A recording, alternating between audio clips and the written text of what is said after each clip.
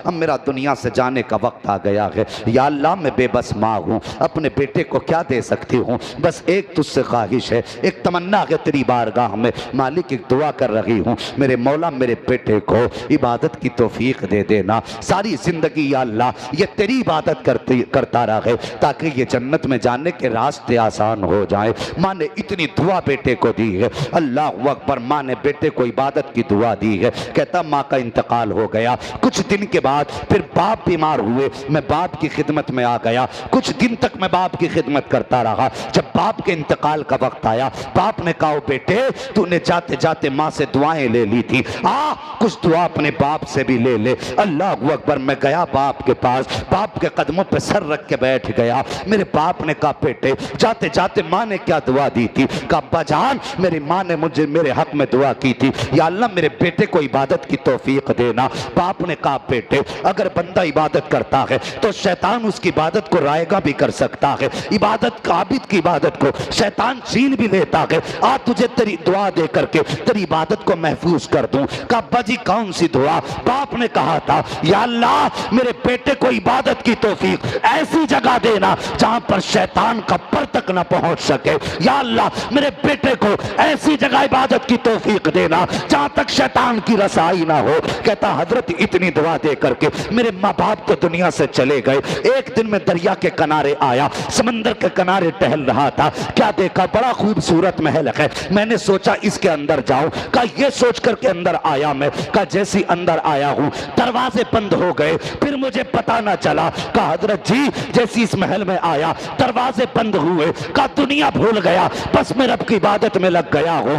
अल्लाह अकबर। हजरत सुलेमान ने कहा था बता तो सकी कितने साल गुजर गए हैं इबादत करते करते। उसने कहा हजरत जी मुझे साल का तो अंदाजा नहीं, लेकिन मैं जिस दौर में आया हूं वो दौर इब्राहिम खलीलुल्लाह का दौर था। हजरत इब्राहिम के दौर में आया हूं। जब जोड़ा गया हिसाब लगा करके तो 2000 साल गुजर चुके थे। आपने फरमाया जवान बता तो सकी क्या तुझे यहां डूबने का डर ना लगा? उसने कहा हजरत जी डर की बात करते हो, जिनके साथ में माँ की दुआएं होती है वो कभी डूबा नहीं करते हैं, बल्कि डूबते भी होते हैं तो किनारे लग जाया कर। बेशक सुभान अल्लाह सुभान अल्लाह। बहुत खूब। हाँ जवानों जी। अपने माँ बाप से दुआएं ले लो, माँ बाप की बेशक। खिदमत करो। सुभान अगर ये अल्लाह। चले गए तो तुम्हें बेटा कहने वाले बहुत मिलेंगे, लेकिन प्यार से फ्री में दुआएं देने वाला तुम्हें नसीब नहीं हो। जी यही बात। माँ बाप की इज्जत कर लो, उनसे पूछो जिनके सर पे माँ नहीं है। खुदा की कसम सारी खुशियां माँ के कदमों से लिपट के मुकम्मल होती हैं।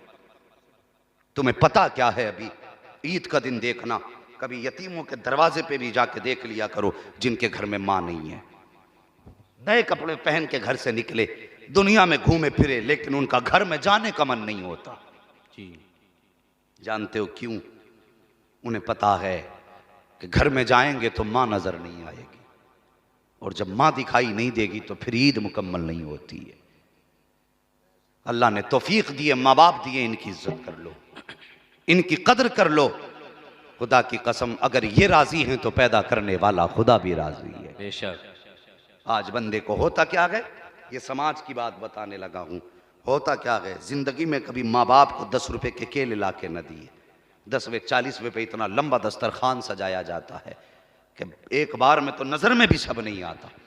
जामा मिला भाई इतने लंबे, कहने लगे जितनी चीजें मेरे माँ को या बाप को पसंद थी मैंने सब ला के रख दी। जी। मैं कहता हूं जवान मरने के बाद जितनी चीजें खरीद के लाया है काश उसकी जिंदगी में ला के रख दी होती। बेशक। काश वो जीते जी ने खा लेते तो तुझे कितनी दुआएं दे जाते। बेशक। हमारे लोग, हमारे बीच में कितने ऐसे लोग भी हैं हमारे समाज के अंदर, क्या आप देखो तो 24 घंटे मस्जिद में रहते हैं, लेकिन माँ की जरूरत सुनने के लिए उनके पास 5 मिनट का वक्त नहीं।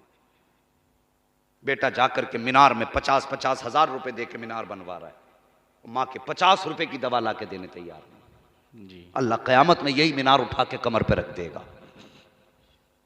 याद रखना मेरी बात, अगर तुम माँ का नहीं हो सकता तो याद रख खुदा का भी नहीं हो सकता। जी है बात। 50,000 दो तुम्हारी मर्जी, लेकिन उससे पहले 50 रुपए की माँ की दवा ला के दे दो। बाप खांसता है, बेटे मुझे खांसी हो रही है, कोई सिरप ला दे। पहले टालता रहा, कभी ला के भी दे दिया। बाप ने पी लिया, कहा बेटे वो सिरप जो लाया था उससे फायदा हुआ, एक और ला दे। हाथ में पर्चा लिया, फाड़ दिया। कहने लगा तुम्हारे यही ड्रामे? वो यार जब ये जवाब माँ बाप को दोगे तो उन्हें हार्ट अटैक नहीं होगा तो क्या होगा जी। धड़कने दिल की ना रुकेंगी तो क्या होगा? जानते हो ये हार्ट अटैक होता क्यों है? जब औलाद माँ बाप को खिलाफे वाकया और खिलाफे तवक्को जवाब देती है ना, तो माँ बाप के दिल पे झटका लगता है, और जैसी झटका लगता है जो खून जहां है वहीं ठहर जाता है। अगर 3 सेकंड के लिए भी खून ठहर गया ना, तो कई जगह पे खून में गांठें बन जाती है जी। फिर खून चलता है। तो कभी अगर पैर के नाखून में यहां गांठ बन गई और फिर खून ने फिर रफ्तार पकड़ी चला, वो रिश्ते रिश्ते खून, वो गांठ चलते चलते दिल तक पहुंचती है, और किसी दिन आके दिल की नस बंद कर देती है। जिस दिन नस बंद हो जाती है उसी दिन सांसें थम जाती हैं। दुनिया कहती है हार्ट अटैक हो गया, मैं कहता हूं नहीं, ये हार्ट अटैक नहीं है, बल्कि ये औलाद के जुमलों ने बाप की जान निकाल डाली है। जी। मेहरबानी करो, कभी माँ बाप को उल्टे सीधे जवाब ना दिया करो, माँ बाप का दिल ना दुखाया करो। अगर इनका दिल टूटा तो रब रूठ जाएगा। बेशक। फरमाया गया अगर तुझे ये पता करना है तेरे बाप, तेरा रब तुझसे राजी है कि नहीं, फरमाया सुबह उठ बाप का चेहरा देख ले, अगर बाप राजी है तो समझ ले तुझसे खुदा भी राजी है। बेशक। हाँ, अगर तुझसे बाप राजी है तो समझ ले तुझसे खुदा राजी है, और अगर बाप नाराज है तो तुझसे खुदा भी नाराज है। जी। खुदा रा मेहरबानी करो, माँ बाप की इज्जत कर लो, कद्र कर लो। ये बातें उनके लिए थी जिनके माँ बाप जिंदा हैं, और जो लोग ऐसे हैं जिनके माँ बाप दुनिया से चले गए हैं, और वो चाहते अब हम क्या करें, माँ बाप तो चले गए, अब ये बरकतें कैसे हासिल करें। फरमाया गया अगर माँ नहीं है तो माँ की जगह पे खाला की खिदमत करो, अल्लाह ताला तुम्हें माँ की खिदमत का सवाब अता फरमाएगा। बेशक। अगर बाप नहीं है, फरमाया गया बाप की जगह चचा की खिदमत करो, जब बाप की जगह चचा की खिदमत करोगे अल्लाह तुम्हें बाप की खिदमत का सवाब अता फरमाएगा। बेशक। लेकिन हमारा समाज एक हंगामे महशर हो तो भूलूं उसको, सैकड़ों बातों का रह रह के ख्याल आता है। जी। मुफ्ती साहब इधर भाई का इंतकाल हुआ, उधर चचा की नियत भाई की जायदाद पे पड़ जाती है। जी। अब वो चाहता है कि कब और कैसे इसमें से मैं हड़प लूं जगह। कितनी बेवाओं को देवरों ने घर से निकाल दिया, उनके बच्चे सड़कों पे फिरते रहे, क्यों? ताकि भाई की जमीन मुझे मिल जाए। वो भाई किसी की जमीन हड़प कर माना कि दुनिया में 4 दिन जी लेगा, लेकिन तुझे पता इसका अजाब कितना बड़ा है। आज जमीनों पे जाके देखो लठ चल जाते हैं, पूरे खेत में कुछ नहीं होता, मेड़ कुरेद रहा। जी यही बात है। खेत छोड़ देगा, मेंढ पे ही बैठेगा जाके, धोरे खोद रहा। मैंने देखा जो मुसलमानों के खेत है ना, उनमें मेंढों की बटियां बना दी, आदमी चल नहीं सकता। और तुमसे अच्छे तो गैर मुस्लिमों के आपस में सुलूक है, उनकी मेंढे जाकर के देखो आदमी सो जाता आराम से। हमारी नीयतें इतनी खराब हो गई, और तुझे पता नहीं अगर तूने 1 इंच भी किसी की नाजायज काट ली, 1 इंच, कयामत के दिन 7 जमीनों की मिट्टी खोदी जाएगी इतनी, और गठरी बांध के तेरे सर पे रखी जाएगी, और पीछे आग का कोड़ा लेकर के फरिश्ते खड़े होंगे, अब इसे लेके चल। जब रखी जाएगी जमीन में धंस जाएगा, और जब नहीं चलेगा आग के कोड़े बरसेंगे।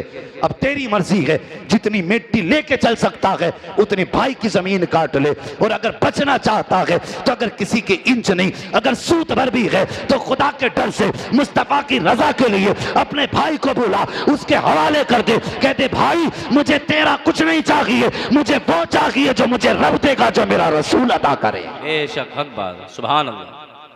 ये नियत सुभान है। अल्लाह। जी। अल्लाह खैर करे, चचा भी गासिब होकर बैठ जाता है, भतीजा जान बचा के घूम रहा है। मेहरबानी करना, बाप के इंतकाल के बाद दुनिया कहती है आज से हम वारिस से, आज से हम वारिस से, लेकिन कब तक? जब तक मेहमान दरवाजे पे हैं। जब चले गए ना तो फिर कोई किसी का वारिस नहीं रहता, सबको अपने प्यारे हो जाते हैं। और यार अगर घर में भाई भतीजे यतीम हैं खुदा की कसम अगर तुझे लगता है उन्हें मेरे भाई की याद आती होगी तो कभी बाप बन के उनके दरवाजे चला जाया कर। वो कभी यतीमों के सर पे हाथ रख के पूछ, बेटे कोई काम तो नहीं है, कोई तकलीफ तो नहीं है, तेरा इतना कह लेने से तेरा कुछ घिस नहीं जाएगा, तेरा कोई नुकसान नहीं हो जाएगा। अलबत्ता इतना जरूर है, जब तू यतीम भतीजों के पास जाएगा, उनकी खैरियत पूछेगा, इधर यतीम खुश हो जाएगा, उधर कब्र में तेरे भाई की रूह मुस्कुराने लग जाए। बेशक सुभान अल्लाह। हम तो इतना करते ही नहीं जी।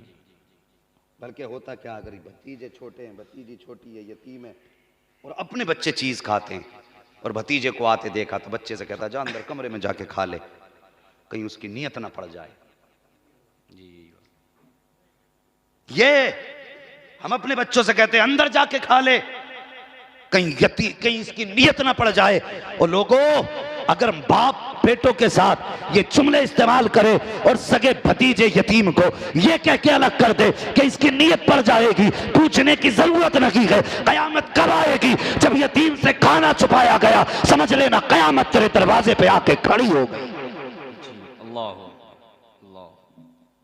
कभी यतीमों से खाना ना छुपा, तुझे क्या पता यतीमों को मेरे नबी ने कितना प्यार किया है। जी। एक दिन एक चौक में मेरे हुजूर खड़े, कुछ बच्चे खेल रहे थे, एक सहाबी अपने बच्चे को बुलाने आए, हुजूर ने फरमाया ठहर जा, अभी ना लेके जा। चले गए, फिर कुछ देर के बाद आए, कहा हुजूर मैं ले जाऊं अपने बच्चे को, कहा भी नहीं। तीसरी मर्तबा आए, हुजूर ने फरमाया इधर आ, कहा क्या बात है, कहा हुजूर मेरा बच्चा है, सुबह से यहीं पे है, माँ बहुत याद कर रही है बेटे को, मैं बुलाने आया हूँ। आका फरमाते क्या तुझे दिखाई नहीं दे रहा कि जब से ये बच्चे खेल रखे हैं तब से मोहम्मद भी इसी चौराहे पे खड़ा है। बेशक सुभान अल्लाह। अल्लाहू अकबर, सारे कह दो सल्लल्लाहु अलैहि वसल्लम। सल्लल्लाहु अलैहि वसल्लम। हुजूर ने फरमाया मैं भी तो तब से खड़ा हूं जब से ये खेल रहे हैं। गर्दन झुक गई। हुजूर ने फरमाया वो देख इस बच्चों में कुछ यतीम बच्चे भी खेल रहे हैं। जी। हुजूर फरमाते हैं जब यतीम मुझे देख के मुस्कुराते हैं, मैं इन्हें देख के मुस्कुराता हूं। आका फरमाते हैं यतीम खुश हो जाते हैं। कहा ठहर, अगर तू अपने बेटे को लेके चला जाएगा और अपने बेटे को आवाज देगा, हो सकता है किसी यतीम को यह एहसास हो जाए काश मेरा भी बाप होता तो मुझे भी बुलाने आ जाते। जी। और यार ये परवाह की मेरे नबी ने यतीमों की। आज बंदा सगे भतीजों को, अपने सगों को धक्के देता है। मेहरबानी करो, अगर किसी के सर पे बाप का साया नहीं है और खुदा ने तेरा साया औलाद के सर पे रखा है तो एक सजदा शुक्र का अल्लाह की बारगाह में किया कर। कहा कर या अल्लाह तेरा शुक्र है अभी तूने मेरा साया मेरे औलाद के सर पे बचा के रखा है। जी बेशक। वरना यह भी तो हो सकता था कि उसकी जगह पे तू लेटा होता, तेरी जगह पे वो बैठा होता। और यह भी तो हो सकता कल तेरे बच्चे यतीम कर दिए जाए। जी। तो यार किसी के यतीम को देखो ना तो अपने बच्चों को नसीब समझ के अपनी जेब से जो हैसियत हो तुम्हारी जेब में हाथ डाल, यतीम बच्चे के हवाले कर दे। और खुदा की कसम ये सोच कि आज मेरे बच्चों के सर पे कोई हाथ रखने वाला ना होता तो बच्चों का क्या होता। ठीक उसी तरह आज ये यतीम है, या अल्लाह मैंने इनके सर पे हाथ रख दिया है, तू मेरे बच्चों के साये को सलामत रखना। ये सोच के यतीमों पे हाथ रखा करो। मेहरबानी करो, यतीमों का ख्याल करो, अपना हो या पराया। अगर पता चल जाए ना यतीम है तो उसके सर पे हाथ रख दिया करो शफकत से। जी। फरमाया गया अगर तुम शफकत से यतीम के सर पे हाथ रखोगे तो जितने बाल तुम्हारे हाथ के नीचे आएंगे अल्लाह तुम्हें उतनी ही नेकियां अता फरमा दे। बेशक सुभान अल्लाह। मेहरबानी करें, मुआशरे को अच्छा करें, बेहतर करें। मुफ्ती साहब ने 40वें के खाने और 10वें के खाने के बारे में जो कहा, इस पे पाबंदी से अमल करें। ये कई जगह से शिकायतें आ चुकी हैं, बस वक्त बहुत हो चुका है। मैं चाहता हूं कि बस अब गुफ्तगू खत्म कर लूं।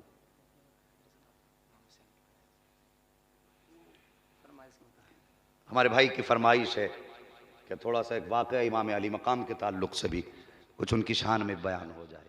अभी थके तो नहीं आप लोग?